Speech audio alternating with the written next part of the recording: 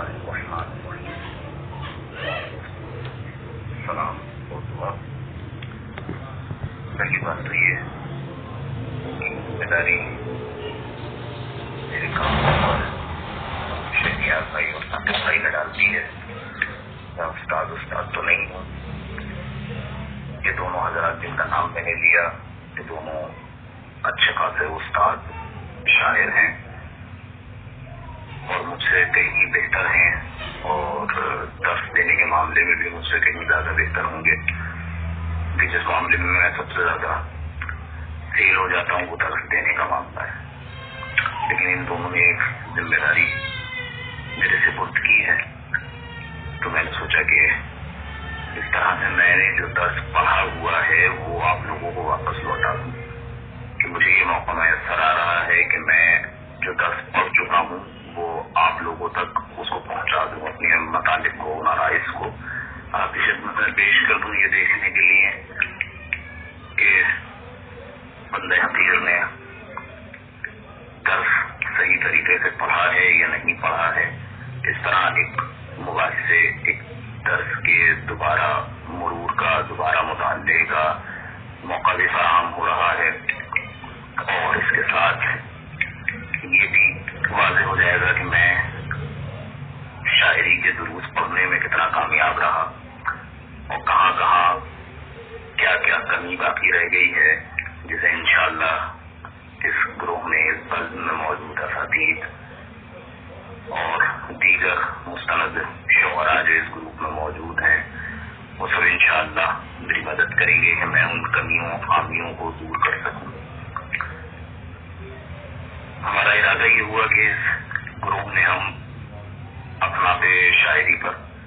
بحث کو آغاز کریں, یہ اصناف شاعری سے بحث کا آغاز کریں.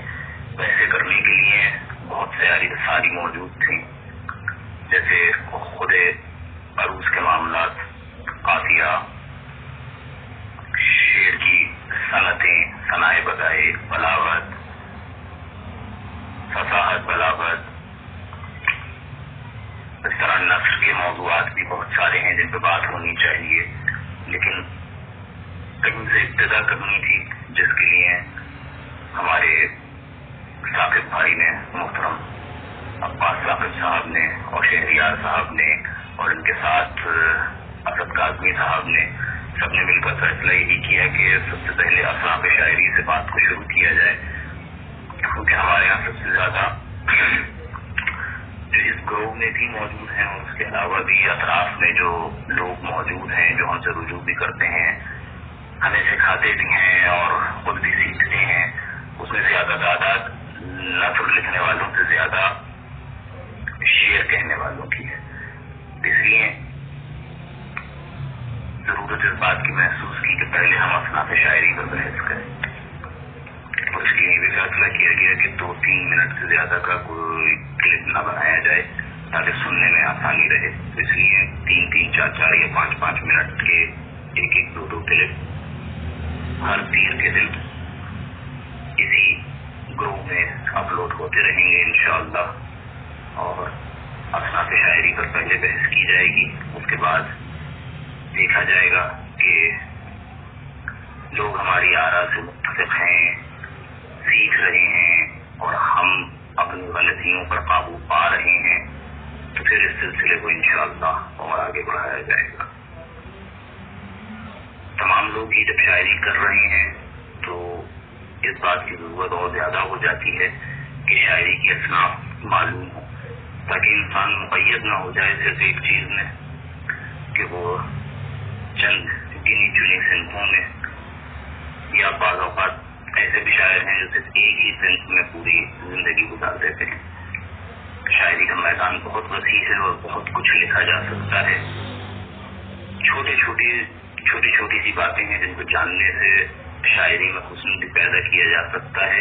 اور بہت سے وہ مطالب جو بند نہیں پا رہے ہوتے کسی ایک صنف کی قید یا مجبوری کی وجہ سے وہ کسی دوسرے صنف میں بآسانی بن سکتے ہیں. اس لیے انشاءاللہ ہم شاعری کی اصناف پر بحث سے اپنے اس سلسلے کو شروع کرتے ہیں. آج چونکہ پہلا دن ہے بس پہلے دن میں آپ لوگوں کا بہت زیادہ وقت لینا ممکن نہیں ہے، اس لیے جسمانی تعلق شاعری کے اصناف کے بارے میں ہوگا کہ شاعری کی کوئی بھی صنف ہو وہ اپنے موضوع اور حیت کے اعتبار سے پہچانی جاتی ہے کہ اس کی حیت کیا ہے اور اس کا موضوع کیا ہے۔ مثال کے طور پہ کہیں مرثیہ، تو اب مرثیے سے ہمارے ذہن میں فوراً جو پہلی حیت آتی ہے وہ مسدس آتی ہے، اور پھر وہ مرثیہ اپنے موضوع کے اعتبار سے ہمیں یہ بات بیان کر دیتا ہے کہ یا کربلا کا موضوع ہے یا کسی شخص کی زندگی کے حالات کو شعر میں باندھا گیا ہے تاکہ لوگوں پر یہ واضح ہو کہ یہ کون شخص تھا، کیا شخص تھا۔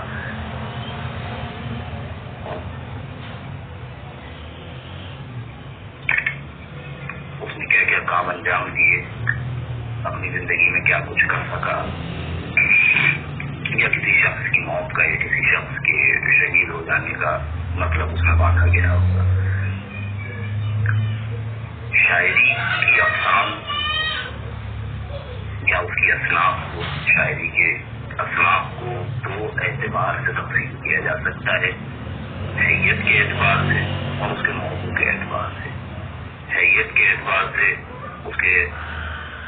ایک شعر یا ایک بند میں مصروں کی تعداد، اور موضوع کے اعتبار سے کہ اس کا موضوع کیا ہے، جس سے خود بخود سننے والے پر جب پہلی دفعہ میں بیان کیا جاتا ہے کہ فرض کیا کہ جناب میں آپ کی خدمت میں اب ایک سلام پیش کر رہا ہوں، تو فوراً آدمی کے ذہن میں واضح ہو جاتا ہے کہ اس کی حیت کیا ہوگی اور اس کا موضوع کیا ہے۔ حیت کے اعتبار سے جب ہم شاعری کو تقسیم کرتے ہیں اس کی چند اقسام بن جاتی ہیں، چند اصناف میں تقسیم ہو جاتی ہے۔ حیت کے اعتبار سے پہلے مثنوی، تو قصیدہ، رباعی، آزاد نظم، مستضاد، کتاب، نظم محرہ، ترکیب بند، ترجیح بند، اور پھر مسمت۔ مسمت خود 8 قسموں میں تقسیم ہوتی ہے، جس میں سب سے پہلے ہمارے پاس مثلث آتی ہے، پھر مربع ہے، پھر محمد ہے، پھر مسدس ہے، پھر مصباح ہے، پھر مسمن ہے، پھر مسمت خود 8 قسموں میں تقسیم ہو جاتی ہے، مثلث، مربع، محمد، مسدس، پھر مصباح، مسمن، متصع، اور پھر معشر۔ اس کی تفصیلات انشاءاللہ آگے بحثوں میں آئیں گی کہ ان کی کیا حیثیت ہوتی ہے۔ موضوع کے اعتبار سے ہم شعری اصناف کو چند اصناف میں بانٹ لیتے ہیں، جیسے مثنوی، قصیدہ، غزل، مرثیہ، نوحہ، سلام، حمد، نعت، منقبت، ساقی نامہ، واسو اور شہجاشو۔ اس کے علاوہ جو درآمدی حیتیں ہیں جیسے ہائیکو وغیرہ ہے، ان حیتوں کو بھی ہم اصناف سخن کے اعتبار سے، حیت کے موضوع کے اعتبار سے تقسیم کر سکتے ہیں، مگر فی الحال ہم ان اصناف پر بحث کریں گے جن کا براہ راست تعلق اردو سے ہے اور جو دوسری زبانوں سے براہ راست اردو سے تعلق وہی ہے کہ جو عربی اور فارسی کی اصناف تھیں جو ابتدائی شاعری سے، ابتدائی زبان سے اردو شعر میں داخل رہیں، یہاں ہم انہیں پر بحث کریں گے۔ اس کے بعد والی جو بعد کے لوگوں نے نئے تجربات کیے اور جرمنی، فرانس، امریکہ یعنی انگلش، جرمن، فرینچ،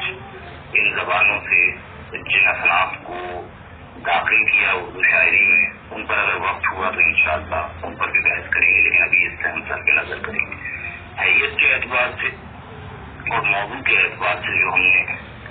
اصناف شاعری کو تقسیم کیا، یہ آپس میں ایک دوسرے سے منسلک رہتی ہیں۔ ان جیسے آپ دونوں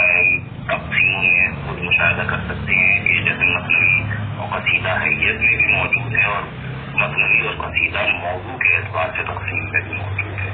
اس کے بعد ہم خود دیکھیں گے کہ ان کا آپس میں باہمی ربط رہتا ہے. اب جیسے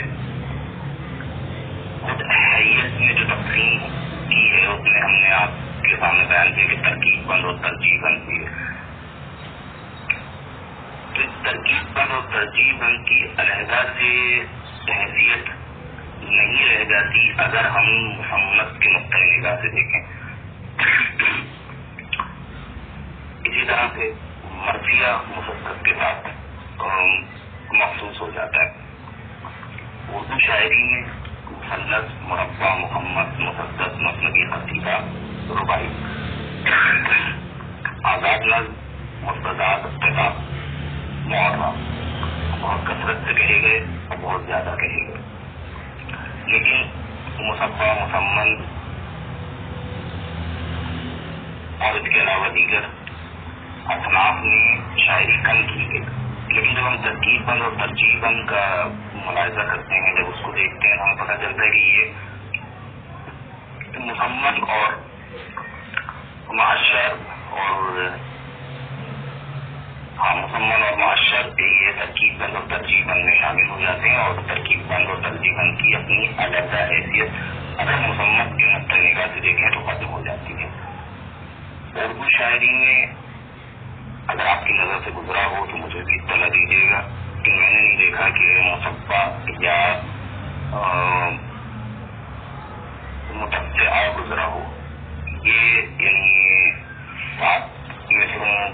کا ایک بند یا 9 مصروں کا ایک بند ہے. یہ بہت شاید اگر کسی نے دیکھا بھی ہو تو وہ شاذ و نادر ہی ہو. انشاءاللہ اگلی بحث